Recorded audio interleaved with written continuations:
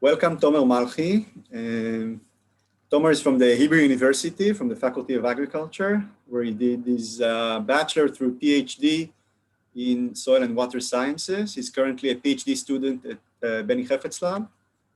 And he's also holding a degree in industrial and labor relationships from Cornell University. And he's the co-founder and executive director of an NGO named Cultivate that deals with agricultural development in Eastern Africa.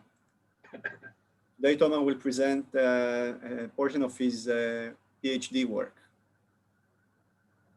Please, Tomer, the floor is yours.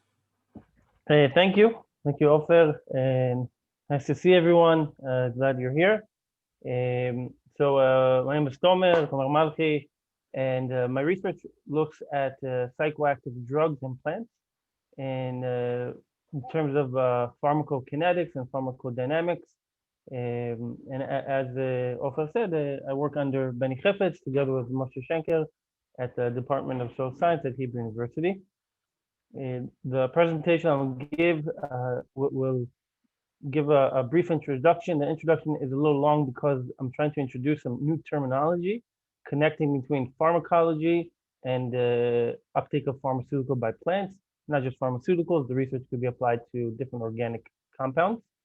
A little bit about methods, and I'll focus on results and really the first section on the pharmacokinetics. And I'll also talk about the pharmacodynamics and the concepts of exposure to mixtures versus individual compounds, and what we see in our results. I'll give conclusions, and hopefully you will have some questions afterwards. So I'm sure you're all familiar with exposure of pharmaceuticals into the agricultural environment.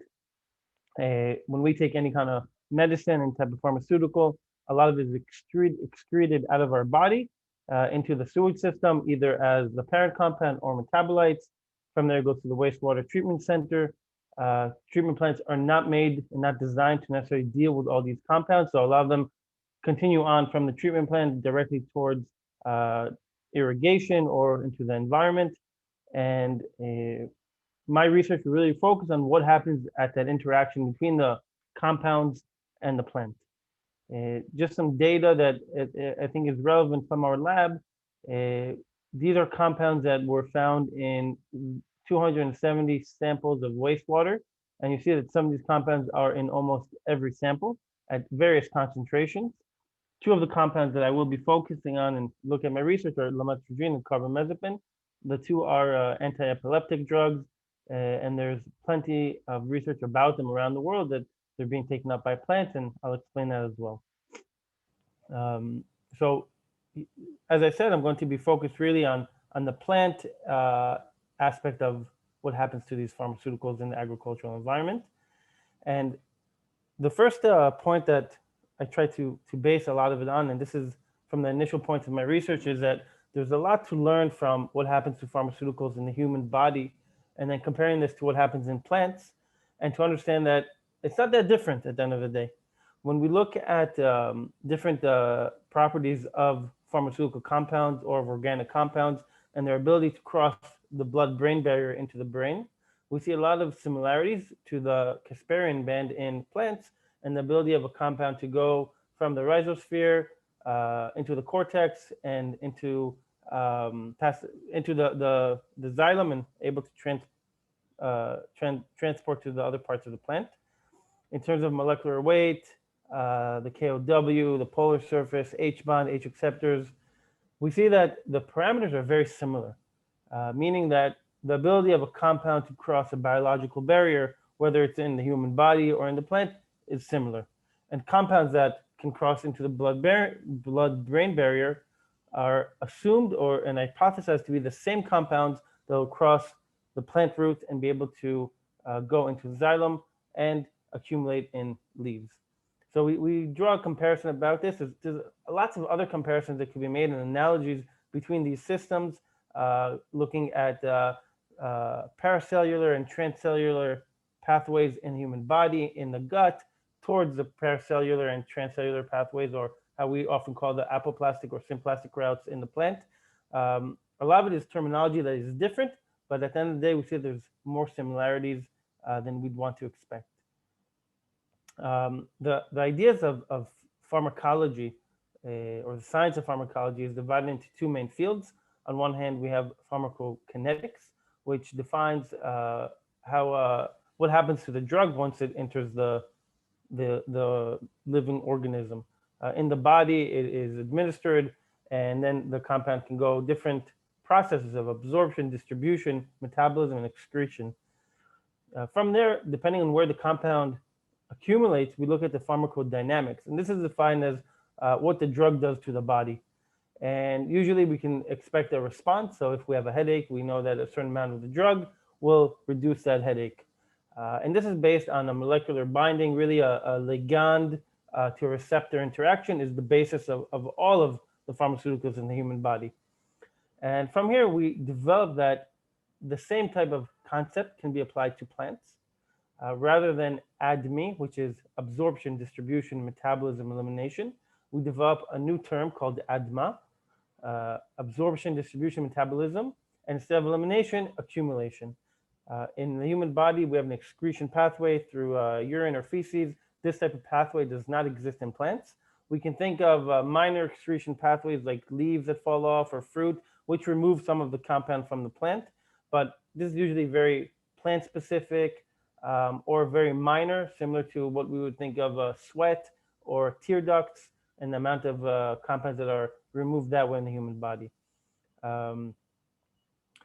These four processes really define what happens to a compound in a plant. And through this system of ADMA, we're trying to go beyond what most studies only look at, which is the uptake and translocation of a compound, and really into the understanding of a systematic approach to the plant and these different processes, where they occur, what affects them, how compounds can fit in, and developing a pharmacokinetic profile for compounds. I will also mention that in the root itself, we see that there's the idea of the rhizosphere and the ability of a compound to enter the plant through absorption. And we'll talk about this more later, but I don't look at, or at least for this talk, I'm not going to be talking about compounds that can go in through the leaves, but only looking at root interactions. When we look at this idea of what we term as plant pharmacokinetics, we can also develop various different models for it, whether we look at a one compartment model where in a human body it will be absorption, the human body is a black box, and elimination. In the plant, we have absorption into the plant, and then the black box itself is what happens to this compound. And there's a lot of questions on what actually happens to compounds that are taken up by plants. And from there, we can develop a multi-compartment model. I'll mention that the multi-compartment model is really made up of these four different processes and how they occur in the different compartments. So from the soil solution, the compound is taken up into the root. It can be translocated through the xylem sap. It can reach the fruit, the stem, the leaves, and it can also enter the phloem and back cycling into the root. And at each one of these organs, these different processes could all occur. We also developed a various set of different parameters to be able to measure and compare data that we create, but also try and compare it to other data that exists in different research around the world, because currently it is very difficult to compare what happens in your lab to what someone else is doing in another lab. So I'll be going through these different parameters and showing how we develop a pharmacokinetic profile based on these four processes. The objective of the research itself is really to look at the pharmacokinetics, the ADMA of the compound. We also look at whether compounds affect the plant itself. A lot of the research has said, is there a human health risk involved with pharmaceuticals in the environment? And we actually are asking, is there plant health risk? Could a plant be affected by pharmaceuticals, which are organic active compounds entering the agricultural environment? And finally, we also look at whether mixtures and individual compounds, is there a reason to study it alone or in mixtures, and what do we need to do in order to study it properly? The experiments that I run were all done in hydroponic systems. We optimized a various set of hydroponic systems to try and get longer term growth. We understand that growing a plant for a few days and then exposing it for a few hours does not symbolize actual exposure. and exposure needs to be longer. So these systems enable us to grow plants for longer periods of time and expose for a week, a month, however we see fit. We used various concentrations from 5 micrograms per liter to 1,000. And these are still high. A lot of these compounds are in PPTs, and we really looked at the low ppbs and up to 1 ppm. We used a lot of variables throughout the research, looking at time and looking at different compounds. And we developed a lot of methods looking at both the quantification. We looked at xylem sap. We did a lot of work into quantifying the xylem sap. And you can see the picture in the middle where we connect a pump to the plant and are mimicking the leaves. So rather than collecting xylem sap based on root pressure, we are actually creating sucking and something that's more similar to the leaves. And from there, I'd be happy to talk more about the research itself. Let me show some data, and we can definitely answer questions if there are. So the pharmacokinetic profiles that we developed for 3 compounds, carbamazepine, lamotrigine, and also diazepam. Diazepam is Valium, something that is found also very commonly in the environment. Carbamazepine, also known as tegretol, an anti-epileptic drug. And we start with absorption. When we look at absorption, we look at the compound entering the plant. So from the rhizosphere, the compound enters the plant root. And oftentimes we see data that shows very, with a lot of common sense, that the more compounds outside, the more will be taken up. But the problem with this type of data is it's very difficult to compare what's actually happening in the plant. And what we developed was an absorption coefficient. This coefficient looks at the amount of compound removed divided by the amount of water removed, and all this is normalized to an exposure concentration. In the data in the graph that you see, 5 days, after 5 days of exposure is in blue, after 17 days of exposure is in red. And we see that on the x-axis is the exposure concentration, on the y-axis the absorption coefficient. And if we look at the tomato, the left graph, we see that with increasing concentration, the absorption coefficient decreases, meaning that the compound, for it to get to sort of an equilibrium, which is represented by 1, which means that the concentration outside of the plant and the concentration inside the plant is similar. We see that at lower concentrations, a lot more of the compound is going in relation to the concentration that's found outside of the plant. With increasing exposure concentration, this coefficient decreases. We see the same type of trend in the cucumber as well. We don't have the lower concentration for the cucumber, but we would assume that it would also act similar. We also see that after an exposure period, so 5 days compared to 17 days, the plant is larger, more water is transpired. We see that in the tomato, there's an increase in the absorption coefficient, most likely related to the fact that the transpiration stream itself is increasing. The plant is growing, there's more roots, there's more leaves, and higher biomass in general. What's also interesting is that we see at the 250 and 1,000 ppb that the plant is even below 1 in terms of the absorption coefficient. What we suggest here is that there's actually an active mechanism, an efflux mechanism, where the plant is trying to remove the compound from its roots, showing that the plant sees the compound as affecting, harming it, and it's trying to protect itself. We know that there are these types of mechanisms in the plant. Lots of research around organic compounds shows that compounds there might be some active some active processes. Nothing has been shown of active processes, but we do see and are suggesting that there is an active efflux mechanism in the plant. From the absorption, we look towards distribution. So once the compound is in the root, we ask how the compound is then translocated, and we use here the translocation stream concentration factor, the TSCF. This takes a concentration that we determine in the xylem sap of the compound, and we divide by the nutrient solution. If the TSCF is 1, it means that the same concentration in the xylem sap is equal to the external concentration. If it's greater than 1, it shows that there's an active mechanism that takes up the compound. And I'll say that for all the compounds that we've looked at, it's always below 1. So we don't necessarily see an active mechanism that's related to the loading of a compound into the xylem sac. When we look at the graph on the bottom, we see that that plants, and here we have plants that were exposed for 1 hour to the compound, and then we detopped them, connected the pump, and started to collect the xylem sac. And you see that with about 300 minutes, the TSCF starts to level off towards 0.6, which is what we also see for a lot of averages on cucumber plants and their TSCF. So for it to get to an equilibrium takes time. This is related to the compound might be sorbed in the plant to different proteins, or it could fill in different spaces in the plant vacuoles or in the plant cells. And a lot of this becomes much more understandable once we start comparing to other compounds, which we will see soon.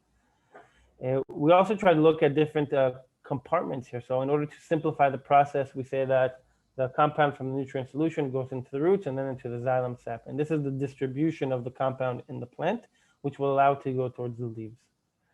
This can also be compared to what we see in humans in pharmacology, where we have 2 phases. We have the absorption phase and what you can see as the elimination phase. So if you look on the bottom, the animal absorption phase followed by the elimination phase, and in the plant, what we see is an accumulation phase, that the compound is not excreted, but rather accumulates in the plant with time once it reaches an equilibrium and all the sorption spots and all the space that could be filled with the compound have been filled.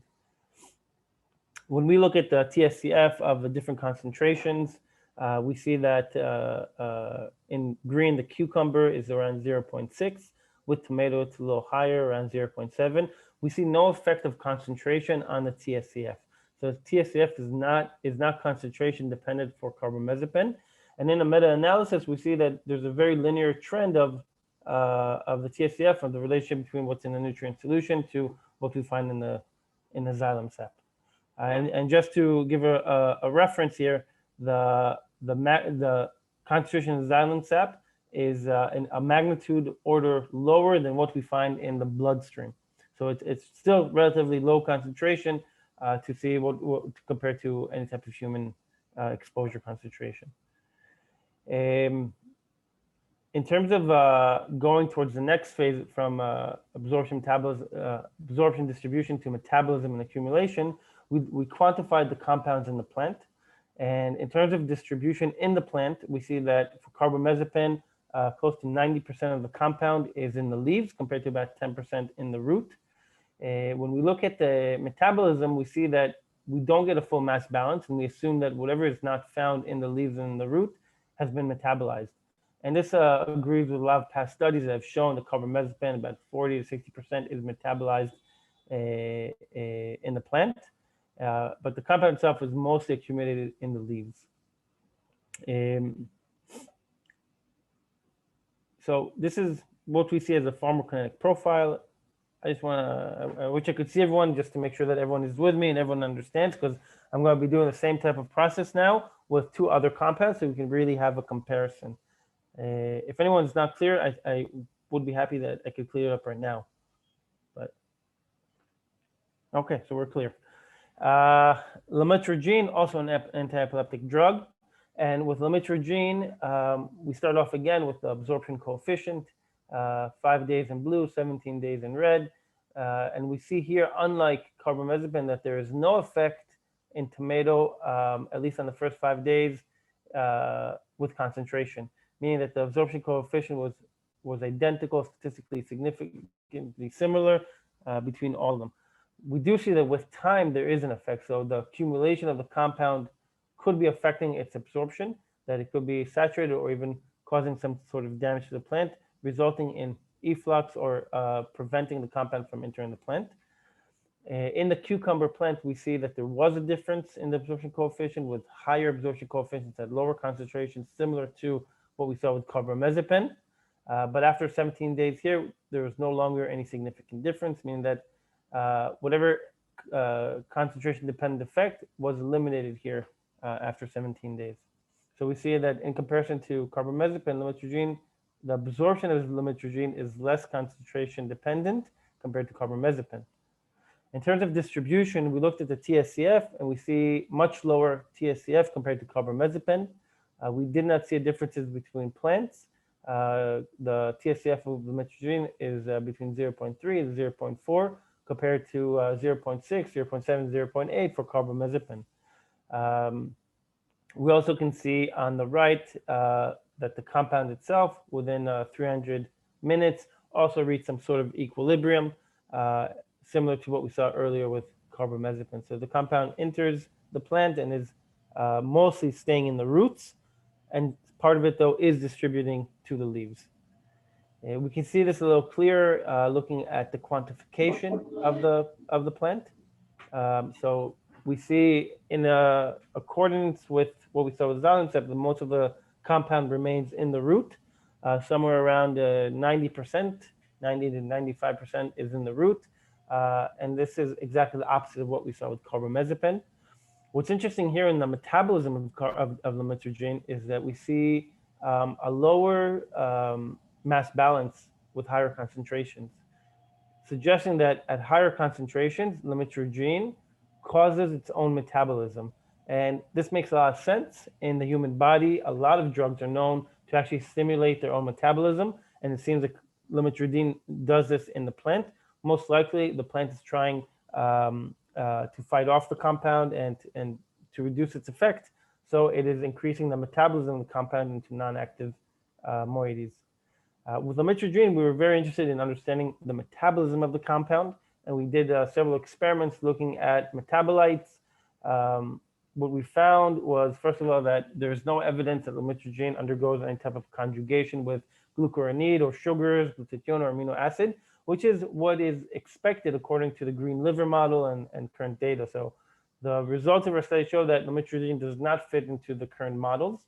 Furthermore, we looked at different metabolite structures that we were able to quantify, and we saw that in general, there are large chains of CHOs, and we have really no explanation. It's something that's not found in any of the literature, and currently additional research is going to be done looking at the metabolism of lamotrigine because it seems to be an anomaly.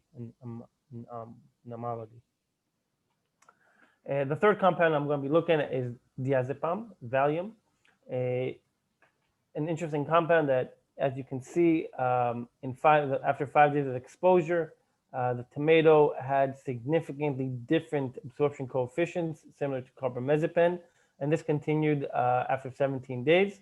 The 1,000 ppb in tomatoes was near 1, meaning that there was some sort of equilibrium with the plant.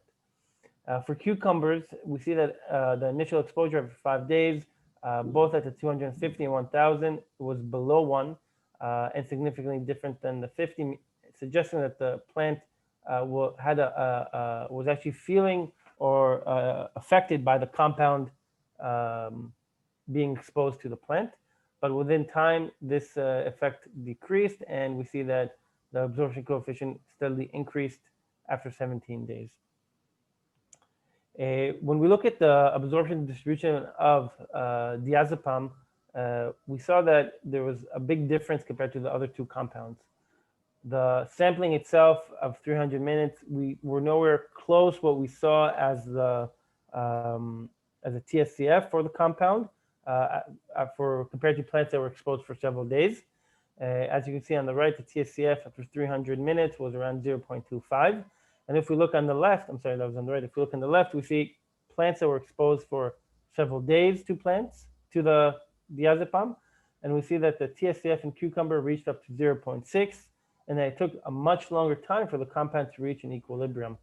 Diazepam is known to be highly bound to proteins, and this could result in the compound itself getting really bound and having not only a free compound that can easily be translocated, but that it actually is bound in several different proteins and protein structures within the plant. But the important thing here that we show is that sometimes exposure for a few hours is really not enough to understand how the compound interacts in the plant and how the plant interacts with the compound.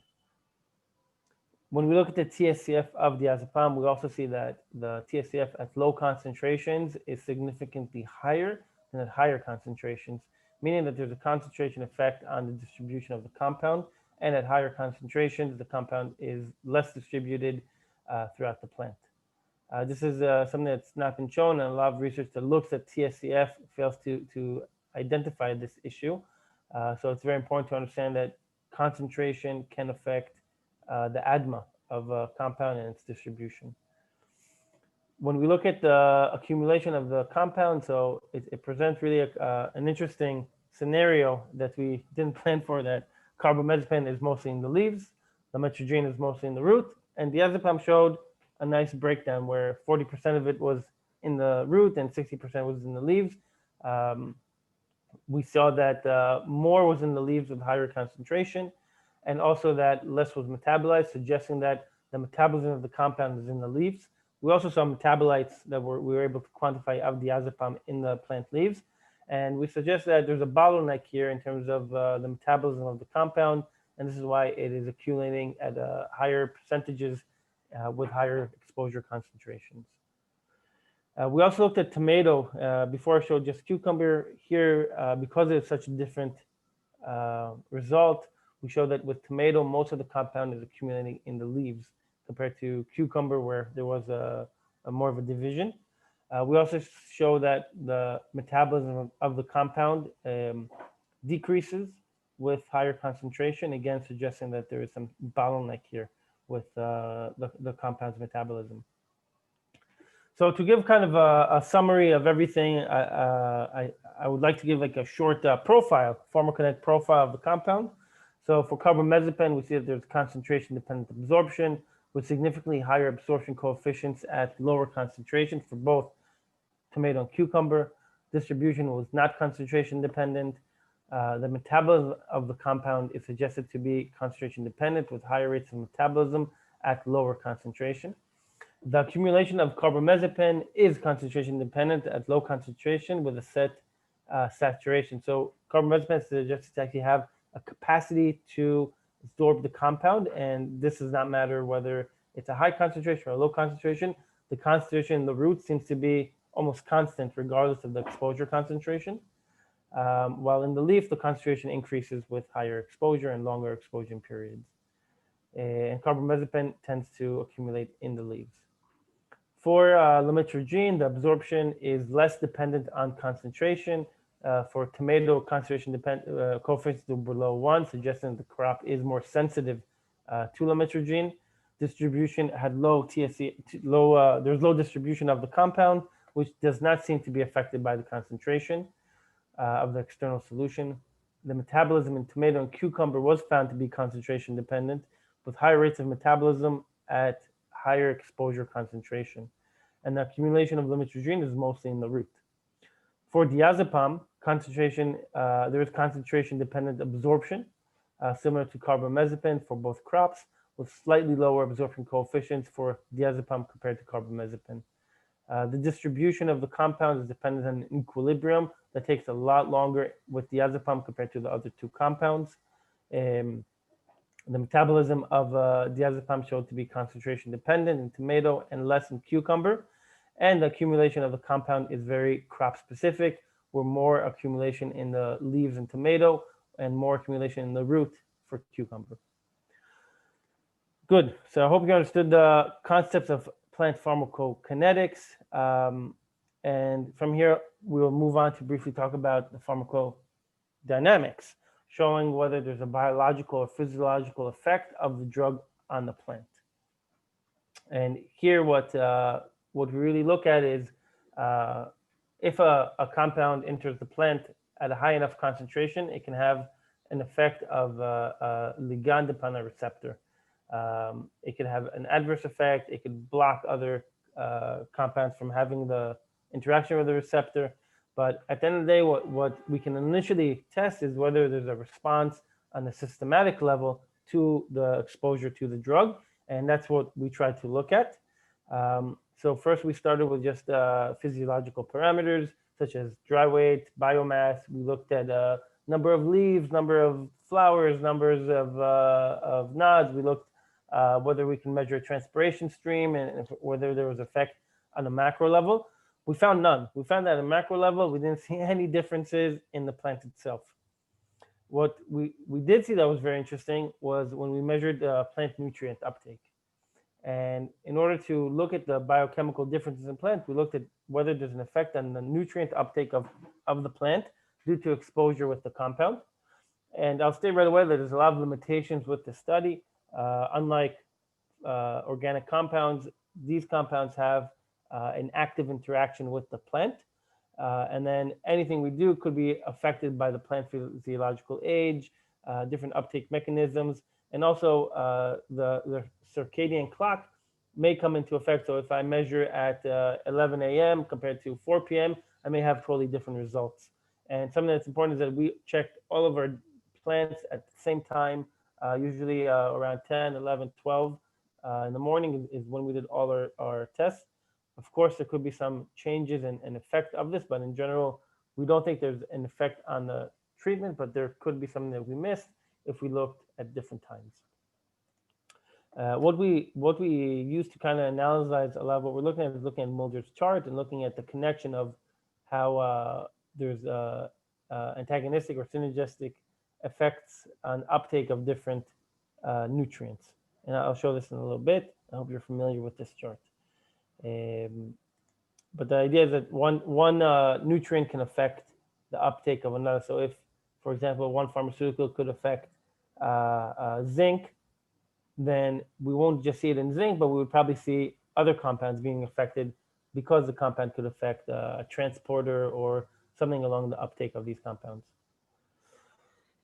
So we'll look first at cucumber, and we're looking here at the transpiration stream concentration factor of the different nutrients in cucumber, and we compared it to the control. So if we look at the control in purple, we see 3 different concentrations, 50, 250, and 100, and 1000 ppb. And what we saw over and over is that with increased exposure concentration, there was a decrease in the xylem sap concentration of specific nutrients. We didn't see any differences for calcium, magnesium, potassium, zinc, boron, and molybdenum. I'll say that for my hypothesis, I did expect to see in catechins because a lot of these compounds affect catechin concentrations in the brain and catechin transporters like calcium, magnesium. But we didn't see it. What we did see was copper, iron, and phosphorus over and over again. In different experiments, these 3 compounds were always seemed to be affected by higher exposure concentrations and in general exposure to these compounds. We also looked at the concentration in the plant itself. And specifically in these compounds, we had significantly different concentrations for copper and iron, where we see the leaf concentration more or less the same, but the root concentration decreasing with higher exposure concentration. In iron, we actually saw that at low concentration, there was even higher concentration in the root. There's something that actually repeated itself in different experiments, while at the leaves, again, we saw a little concentration. And here again, I think that part of the reason we don't see it is that the plant and the circadian cycle might activate certain mechanisms to uptake iron and resulting in actually reaching the leaves and not having any type of deficiency. But the fact that the plant has to exert additional energy is something that we think is happening due to these pharmaceutical compounds. So the pharmaceutical compounds could be causing stress, but the plant knows how to deal with it. We see also in other compounds like zinc and manganese that there are statistical differences in the root concentrations of these compounds. We see that specifically in the zinc, there was also an effect on the leaf concentration with significant differences there as well. So when we look at this data and try to put it on Mueller's chart, so first of all, we look at the TSCF and we see iron, copper, and phosphate are all on the same line. When we look at the plant concentrations, we see manganese and zinc also are related to iron. Calcium was the only nutrient that we'd expect and didn't have a direct effect due to all of this. But we do see that iron and the acquisition of iron and different processes related to iron may be centrally related to an effect of pharmaceuticals on the plant. In the tomato plants, we saw similar trends with copper, iron, and phosphorus decreasing in their TSCF with higher exposure concentration, regardless of the compound. We saw other nutrients as well, especially with lametrogene. More nutrients were affected, and possibly because this compound accumulates in the roots and then has an effect on the translocation of the compound. So these were all the different nutrients that were affected significantly in the tomato plants with TSCF. And in terms of plant concentration, we saw similar effects. That a lot of these compounds were also there, showing statistically significant differences. And again, we point that iron may be a key player in understanding the effect of what's happening in the plant by these compounds. And the last topic that I want to talk about briefly, and we have a little bit of time, so sounds good, is the mixtures effect. And I'll say that the reason that this is very critical to me is that a lot of research that has been done by other researchers has had contrasting results with different researchers in the past.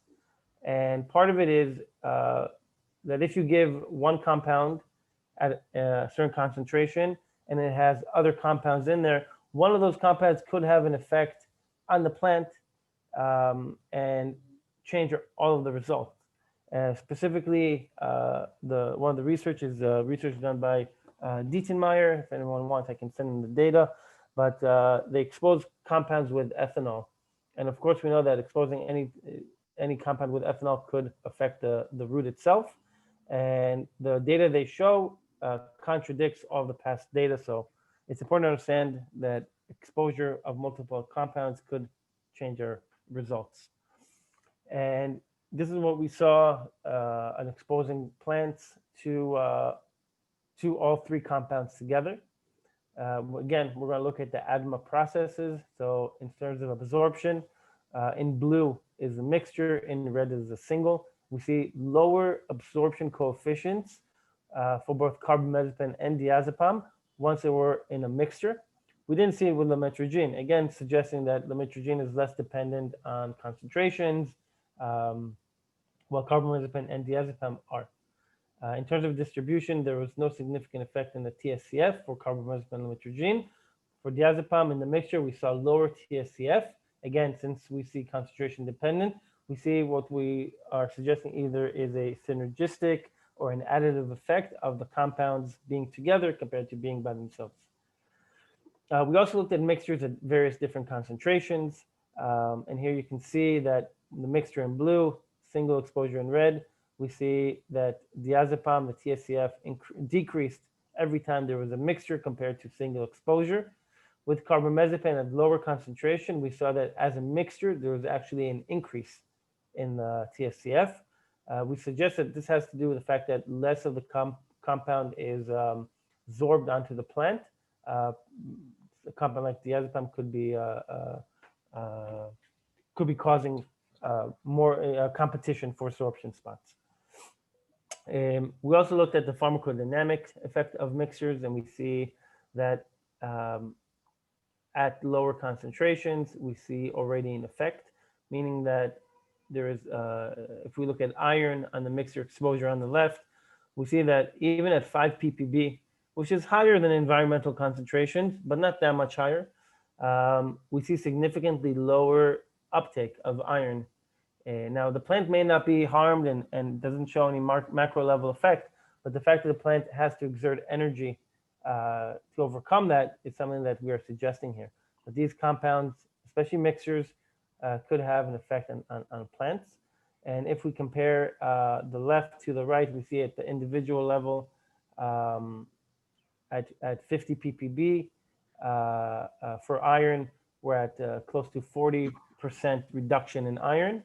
And at same 50 ppb, we have the same thing for iron in all of the mixtures together. But when we look at something like phosphorus and copper, we see that at 50 ppb, we've already reduced to about 25% of the TSCF compared to copper in lamotrigine or carbamazepine, which is way above 50. So mixtures definitely seem to have a much more synergistic effect and not just an additive effect when we look at these compounds. The last point that I do want to just bring up shortly is beyond nutrients, we also looked at amino acids. Specifically, we looked at GABA. GABA aminobutyric acid has been shown to be related to stress in plants. Hence, we tried to look at the GABA shunt and understand whether we can identify any type of stress mechanism along this route. And I think that it's also important to understand that in the brain, in the human body, GABA and glutamate have a lot of influence in their concentration, showing our moods. When you have a lot of glutamate in your body, you're more excited. When you have a lot of GABA, you're more depressed. And this is what we're looking at the plant, whether this entire GABA shunt could be affected by the pharmaceuticals, because we know that they affect their concentration in the human body. And when we looked at the mixtures, compared to the control, we did some preliminary work. We didn't do too much into it, but we saw significant differences in the glutamate, the glutamine, the products of GABA, which are alanine and glycine. Surprisingly, GABA itself, we saw no significant differences, but we did see in all the amino acids in the shunt itself. So also, when it comes to the alpha aminobutyric acid, we saw a huge increase in its concentration as well. All of the other amino acids that we tested, we saw no significant differences. So only in the GABA shunt did we see something happen. And again, this is a mixture of high concentration, and definitely more research has to be done to look how this is affected. And again, the circadian clock is critical in understanding when to measure these different amino acids. And then just quickly, I'll go over just some endpoints, conclusions, and summarize what we've been talking about. So in terms of pharmacokinetics, we are proposing an ADMA concept. We have a paper that hopefully will come out soon describing this and really looks at developing the analogy between pharmacology in the human body to the interaction of organic compounds and pharmaceuticals in the plant. So we can actually learn from these two different fields about what happens to each other. We've developed several useful parameters, and we stress that there's a need for standardization in the field so that a lot of research, whether it's about pesticides, different pollutants, can all come together into understanding what happens to organic compounds in the environment. When we look at pharmacodynamics, we see that there's an effect on copper, iron, and phosphate that needs to be understood.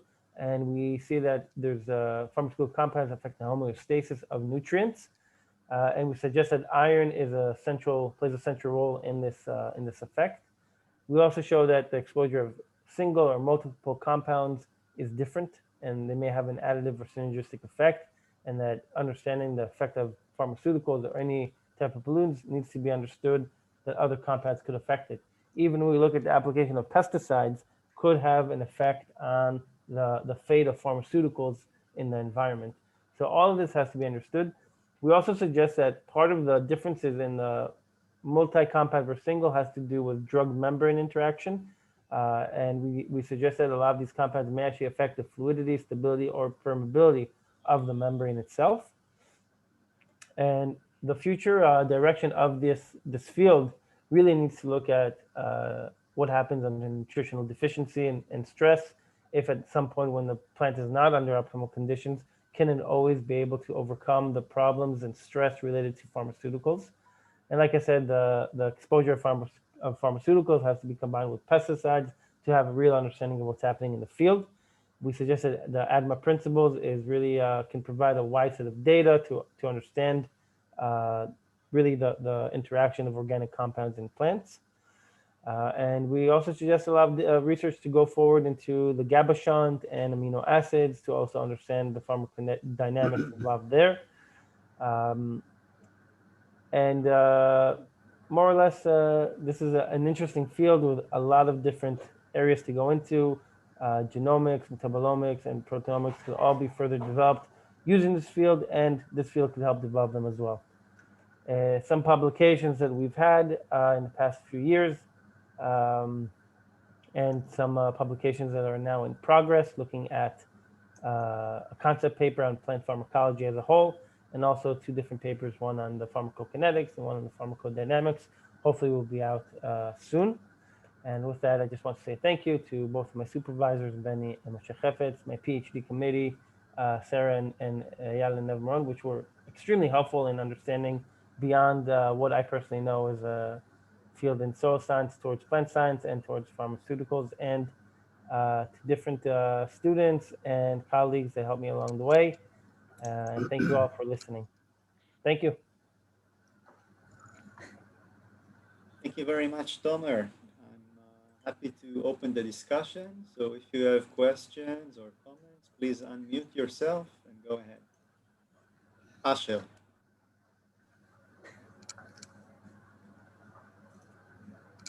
אשר, לא שומעים אותך, עם האוזניות היה קודם יותר טוב.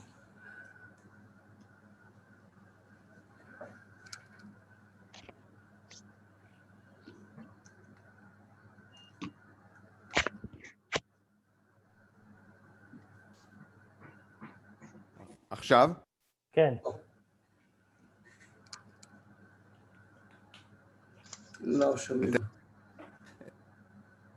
שומעים. לא שומעים. לא לא, שומעים. אשר, הפסקנו לשמוע אותך, היה איזה הבלחה לרגע.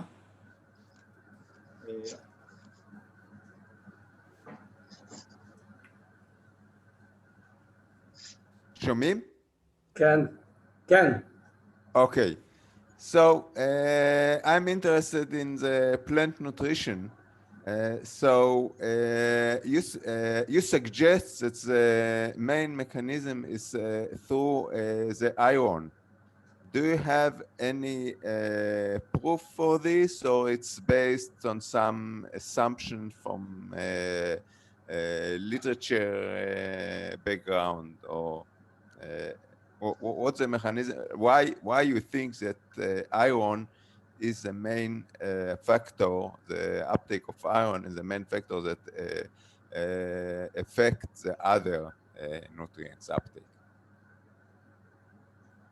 So it's a good question. I think this is something that needs to be further studied, and we don't have a clear understanding, and we haven't done the experiments to really prove that iron is responsible. But what we see is that in every experiment, iron is always affected. It may be more sensitive to a different mechanism that's causing it, but in different preliminary experiments and beyond these experiments, we've conducted this about 3 different sets to make sure that our data is correct. And we see that iron is always affected, even at low concentrations. Copper and phosphorus also, and it could be one of them too. There's a lot of data and literary research that shows a connection between iron and copper, and maybe copper is the one that's affecting it and not iron. So I'm not going to say that 100% it's iron, but it's definitely one of these 3 nutrients that seems to be causing the others, or they could all be different mechanisms. So we don't really know. It's something that needs to be further researched. Okay, thank you. I would like to ask a question. You showed the effect, the accumulation of these drugs in the roots and in the leaves. You haven't shown anything about the fruit, the edible part of this plant. I think this is an important part to know what is really coming into the fruit that we are going to consume. I agree. There's other research that does look at the fruit. The main issue with growing for fruit in hydroponics is that it becomes a very long growth period for tomatoes. We have to reach 4 or 5 months to be able to get to the fruit. And if we really want to extrapolate the data towards a human health risk, it doesn't really give us much, because hydroponics is very different from what will happen in the field. There's other data and other studies that look at fruit studies for a human health risk perspective, but specifically my study is looking at plant health. And here the fruit is really less important from our point of view.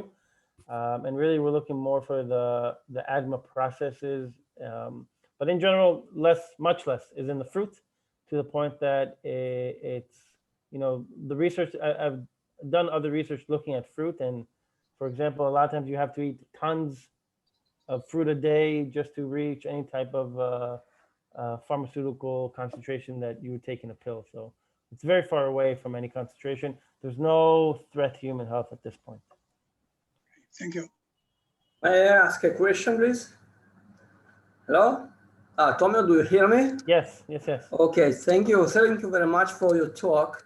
I have several questions. I will try to limit myself by two. One, as far as I understand, when you define the absorption coefficient, that's the amount of compound removed from solution per amount of water removed from solution, right? Yes. And then it's normalized by concentration in feeding solution. And I paid attention that always around 1. It might be changed, it might be 2 or 0.5, but still absorption coefficients like 1 around. So which tells me that basically a plant takes water from solution together with all compound, changing concentration a bit. It's like sucking solutions. There is no any specificity. Then when you look at a distribution coefficient, it changes from 0.2, 0.3 to 0.8. And again, my impression is that like a solution containing chemical are traveling in the plant, having no any specificity, no any distribution to membranes, no any interactions with lipids we would expect. So how does it look like for you? It's just water with solution inside of the plant, no specificity inside. So with the absorption coefficient for these compounds, first of all, it's more than 1. And that's very important to understand that actually more is going into the plant than the concentration outside. So there's definitely an effect on the concentration here. If you look at the rhizosphere, you would see a concentration gradient where it's lower the farther you get away, and it's higher. There's actually a pulling, according to Fick's law, a pulling of these compounds into the plant and trying to get to an equal concentration in the rhizosphere, in the endosphere, compared to the nutrient solution. At higher concentrations, we see 1 and lower than 1, meaning that either it's reached an equilibrium where the concentration in the endosphere in the plant root is similar and identical to what's outside the plant root. And if it's below 1, it means that the compound itself is higher outside. And what we suggested that there's actually an efflux mechanism that's pushing these compounds outside the plant root. The passage of the compound into the xylem sap, the transpiration stream concentration factor, requires the compound to pass a Casparian band, meaning the compound must enter a membrane. And this has a huge impact on how much of it can go through. This is what I originally talked about, the relationship between the blood-brain barrier and the Casparian band, is that compounds that can go into the xylem sap must be able to pass a membrane.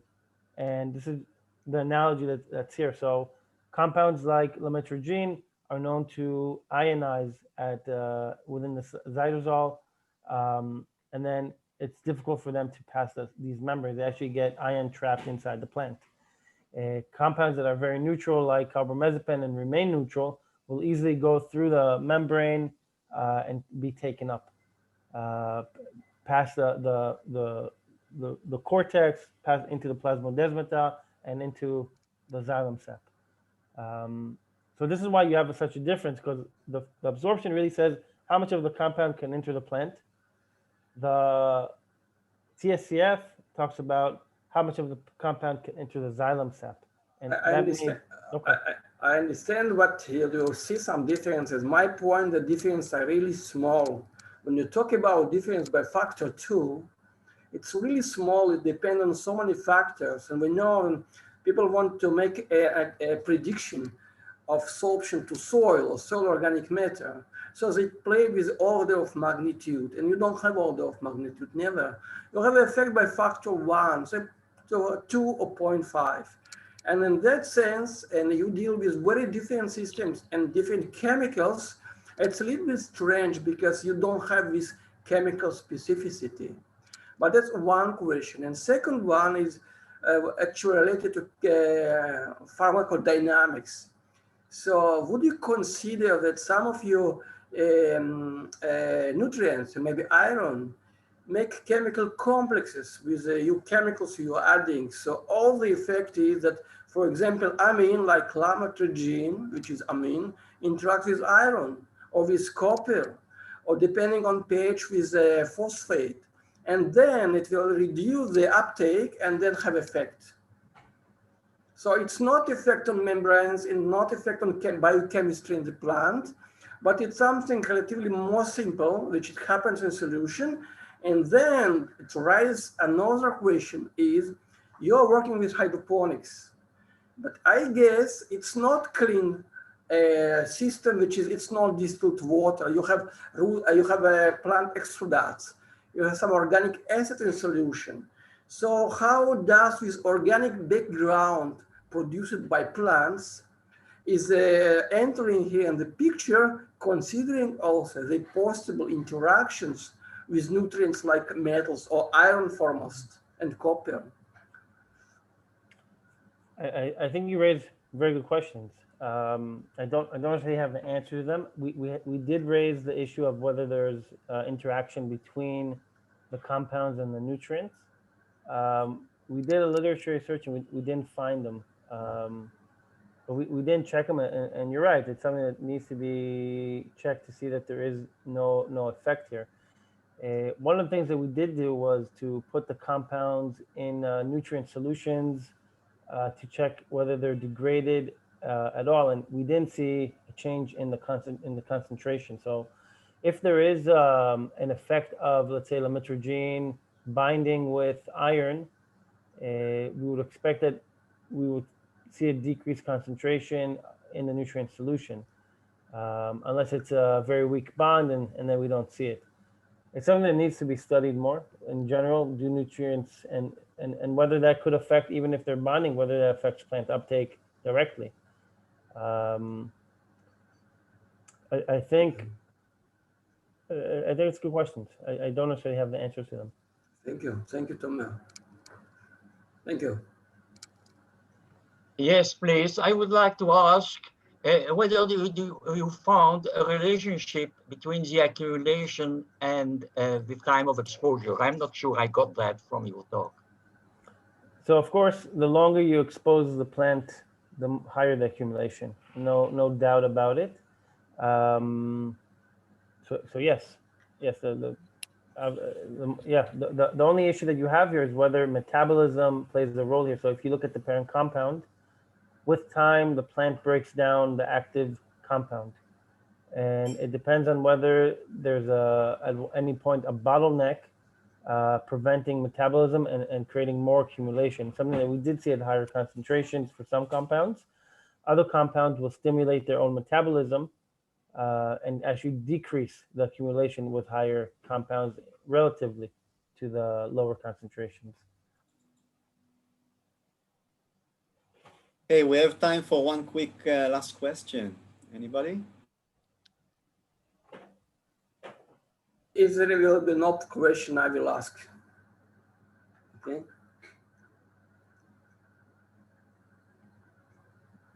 Please, Michael. Okay, so now I have a question, which is probably you was very asked it, or Benny, for thousands of times. You work with concentrations of pharmaceuticals up to 1 ppm in solution. So I'm wondering, why do you need to take care about that concentration? Because, and not, for example, about pesticides in solution. We may have a lot of other chemicals at much higher concentrations as compared with pharmaceuticals. So why we should think about that? The issue with pharmaceuticals is that you have chronic exposure. So you have ongoing exposure throughout the entire growing period. And a lot of times you don't know what's even coming in. When you apply a pesticide, if you're applying it in your field, you know exactly what you're applying. You know the mixture, you know what compounds, you know concentration, you know the time, and you have recommendations on how long before you can consume the fruit. With pharmaceuticals, they're chronic, and complicated mixtures that are coming in, they require us to understand more about this interaction, especially about ongoing chronic exposure to these compounds. I think that's the main issue that exists with pharmaceuticals, and that's what But differentiates. you know that carbamazepine, when people take carbamazepine, they take 3 times per day, each time ½ gram. Right. And according to literature, if I'm not mistaken, in Germany, they use around 100,000 tons of carbamazepine per year, which means almost, I don't know, each 10th person is eating. It is eating just 1/2 gram of carbamazepine per day, and it's considered as normal. So it's very long way from what you are observing accumulation of carbamazepine into its real significance. The problem here is that you look at pharmaceutical and its known effects at high concentrations, but you don't know its effect at low concentration. This could go for any pollutant in our environment, whether it's PFAS or anything else. When you take low concentration of anything, we have no idea what's happening. We have no idea what low concentration exposure of any chemical does to our body, to our mind, to babies. You don't know. And we would prefer not to be exposed to these compounds. But if we are exposed to these compounds, we do want to know at what concentrations. And I think there's some interesting studies when you look at atrazine and what happens at low concentration exposure to atrazine, that at low concentration, it actually stimulates plant growth. I'm sorry. I'm sorry. I have to stop to call it. Okay. Okay. Hello. Hello.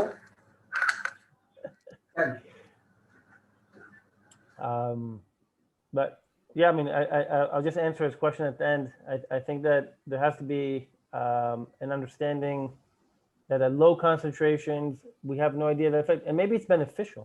I mean, I'm not out here to say that it's bad for everyone. Maybe it's good to be exposed to these compounds at low concentration, and maybe it makes it stronger. I have no idea, but this type of research is required. We don't hear you, Michael. You're on mute. Thank you very much, Tomer.